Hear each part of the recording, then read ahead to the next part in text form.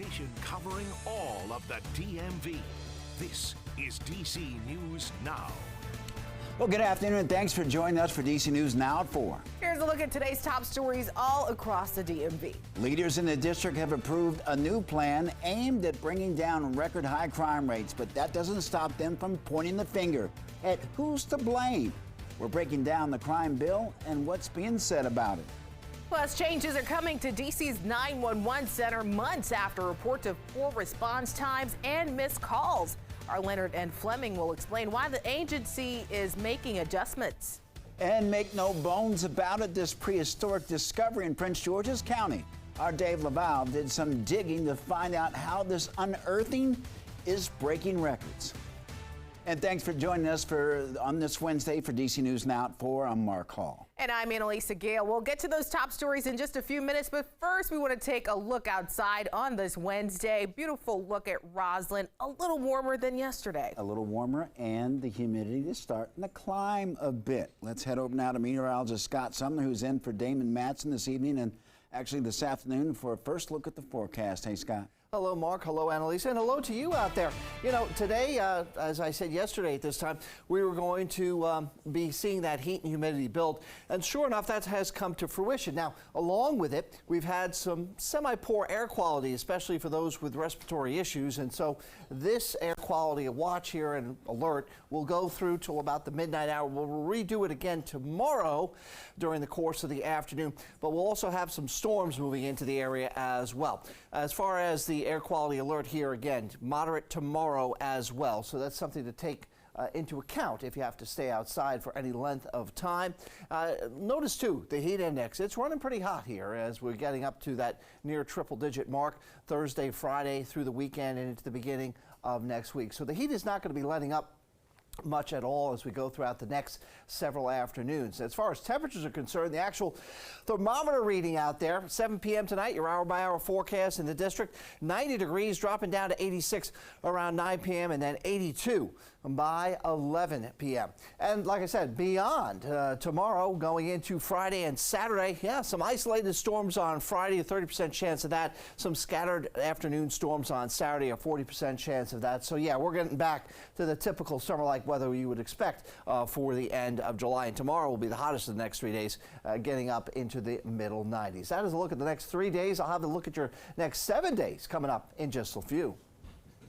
All right, Scott, thank you. Developing now, DC's mayor and several members of council are pointing fingers at each other about how to solve crime in the district. That's right. The DC Council voted 12-1 yesterday on an emergency crime bill, which they hope will reduce crime this summer. Our Daniel Hamburger has been talking with lawmakers today and joins us live at the Wilson Building. And Daniel, it's the long-term solutions that have everyone at odds, right? Mark and Annalisa, that's right. This is an emergency bill, so this is a short-term solution for the moment that mainly aims to keep violent offenders locked up pre-trial. The council members say that the mayor needs to step in, while the mayor says it's the council members who need to effect this change. Now, the emergency bill gives judges the ability to have more discretion over keeping violent and kids and adults in jail pre-trial. It creates a new felony offense for firing a gun in public and gives the mayor flexibility to expand reimbursements for private security camera systems. The bill, authored by Councilmember Brooke Pinto, aligns with some elements from Mayor Bowser's Safer, Stronger DC legislation introduced in May, but Chairman Phil Mendelson says the focus needs to be on case closure and prosecution, two things that the mayor has oversight on. Councilmember Brianne Nadeau adds the mayor doesn't have to wait for council action. The mayor has the ability to work together with the U.S. Attorney to get more convictions. The mayor has the ability to deploy MPD where it needs to go. The mayor has the ability to follow the law and implement evidence-based prevention programs. I think there's some strategies that would increase the closure rate. And the chief and the mayor need to identify those. Now, I did try to get comment from the mayor this afternoon or this morning at a public press conference on an unrelated issue. We were told that she was not taking any off-topic questions and basically that she had no comment. We're live at the Wilson Building. Daniel Hamburg, DC News Now. All right, Daniel, thank you for that. And before we let you go, this is, like you said, an emergency bill that will go into effect immediately when signed, but any indication when that will happen? Well, Annalisa, the council has to transmit the bill first to the mayor. That has not happened yet, but the mayor is expected to sign it. This legislation will be good for 90 days. In addition to this emergency bill, there was also temporary legislation that went with that, meaning the emergency legislation doesn't have to go through Congress. The temporary one does. That'll be good for 225 days. And in the fall, council will then have to vote on a permanent bill. Daniel, thanks for that. Right now, we're following some breaking news in the district. A pedestrian was struck at an intersection at 17th and Constitution Avenue that is near the National Mall. A witness that we spoke to says that that person was a cyclist. D.C. police tell D.C. News Now that U.S. Park Police are taking the lead on this investigation. And there are several road closures to tell you about due to this incident. 17th Street Northwest is closed between Constitution and Independence Avenues Northwest, and between C Street Northwest and Independence Avenue Southwest, and Constitution Northwest between 14th and 19th Streets Northwest. We have a team on the scene. We'll be sure to bring you the latest on air and online as soon as we get it into our newsroom. Mark?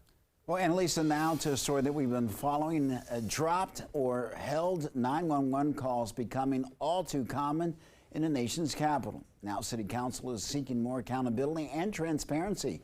Council taking action last night in an emergency legislation to require mistakes to be made public. Our political and government reporter Leonard N. Fleming has been following this story now for several months. He joins us live in studio. And Leonard, obviously, this bill puts a lot of pressure on the city's Office of Unified Communications, which operates the 911 center, to get it right. Mark and Annalisa, yes, it does. And now any and all mistakes will be displayed. Previous mistakes have sent emergency crews to the wrong locations, and some families say those mistakes have cost people in the district their lives. D.C. City Council voted unanimously Tuesday to require missed calls, average to call to answer times, and dispatcher errors to be listed monthly on its website. The legislation also requires a list of calls on hold for over 15 seconds, which has reportedly been a problem in the district. Even City Council Chairman Phil Mendelson has had a call on hold recently. Here is Bernard Baker Sr., who watched his son die right in front of him in April, to say what his family says are botched calls from 911. That means we're making progress. So that's good. That's good for me and the family. This is the District of Columbia, the world's greatest city. We're not supposed to be going through this kind of trouble. We call for help. We need help. So far, no comment at all yet from the office of Heather McGaffin, the new 911 director, who has already been under fire for these problems and a lack of transparency. Guys? All right, Leonard, thank you. But one more question. What's the next step in this process of transparency? Well, this now awaits Mayor Muriel Bowser's signature. And since this was done, as you mentioned earlier, with emergency legislation by council, it is expected to happen soon. Reporting from the studio, Leonard N. Fleming, DC News Now, back to you. Leonard, thank you. Right now, Virginia Railway Express riders are also feeling the impact of Tuesday's Amtrak derailment. Train service stopped at L'Enfant Station, leading to delays and cancellations. Only a few trains traveled to Fredericksburg and Manassas. It comes a day after 2 Amtrak trains went off the tracks inside a tunnel at Union Station. Officials still can't retrieve the train equipment there. Service is still suspended at Union Station. All new tonight, Laurel's Dinosaur Park provides visitors with a glimpse at those who used to roam Prince George's County, and even allows them to dig for remains. This is a unique one. Oh, yeah. But a recent discovery by scientists and is now being hailed as part of the most significant find in Maryland since 1887. DC News Now's Dave Laval joining us live from Dinosaur Park to tell us why. Hey, Dave. Hey, Annalisa and Mark. Well, Dinosaur Park now houses a bone bed. Paleontologists use that term when they find remains of one or more species of dinosaurs in a concentrated area. What they also uncovered is something they believe marked the beginning of the end of the age of dinosaurs.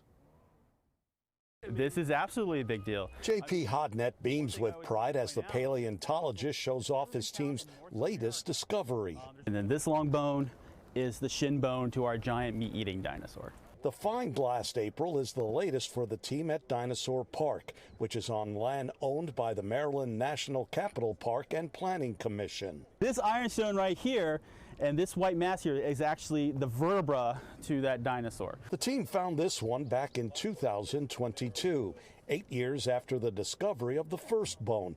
They're believed to be from a dinosaur that roamed the area 115 million years ago. This is called Acrocanthosaurus. It's a large predatory dinosaur. It was the largest predatory dinosaur in North America until T-Rex evolved about 50 million years later. Dr. Thomas Holtz is a paleontologist with the University of Maryland. He says it's the first discovery of that dinosaur in the eastern United States, as it's more commonly associated with Oklahoma and other states in that region. For a lot of us paleontologists, if we want to find something like this, we have to go away from our homes, well, either on the other end of the country or out of the country. The three large bones we showed you, we've been told, will be moved from this site to a secured, undisclosed location by the end of the day. Also, scientists at the University of Kansas are studying those bones to get a better idea of exactly how old they are.